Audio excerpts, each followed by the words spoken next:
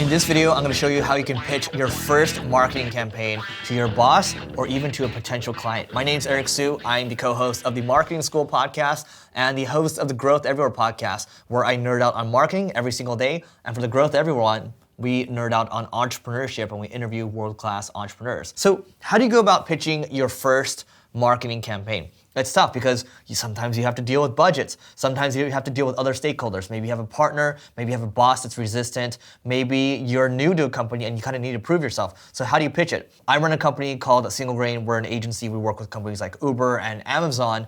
And how do we go about pitching it? The first thing that you need to do, more than anything else, don't be salesy. Make your boss or make whatever stakeholders, you have to get them curious. Hey, how do you think our marketing campaign is going right now? What do you think we need help with from a marketing perspective? What worked and what didn't work? And then you start to get them curious. You start with the discussion first, and then from there you start educating, because they might not know things. I don't know what the conversion rate is. I don't know. But you might have a solution. Well, have you thought about this? And then it starts to become more consultative. At least for me personally, it's much easier to sell when I'm consultative and I actually know what I'm talking about. What I'm showing you on my screen right here is just a couple of tools that you can start with too. So let's say you're trying to pitch SEO, for example. You can use a tool called Ahrefs, and right here I just put in neilpatel.com, and neilpatel.com, I can see the different keywords that he's ranking for, the top pages he has. I can see a lot of the stuff that he's doing. So nothing pisses people off more than seeing their competitors kicking their butt. And let's say Neil is a competitor. Man, Neil's got 404,000 keywords over here. Well,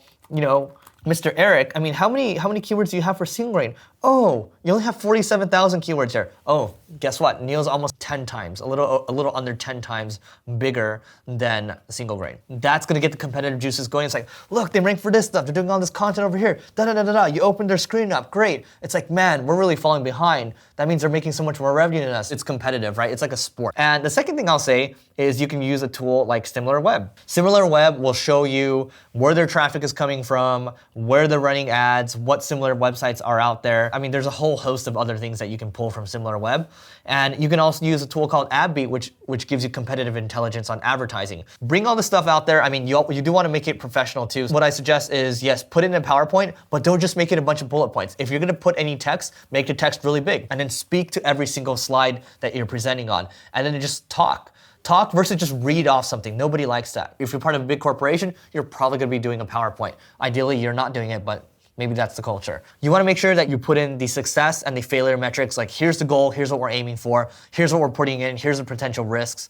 And also at the same time, what a lot of people fail on is, hey, if you invest X dollars, you will get Y back. That makes people feel comfortable. It shows that you've actually done your homework instead of looking unprepared.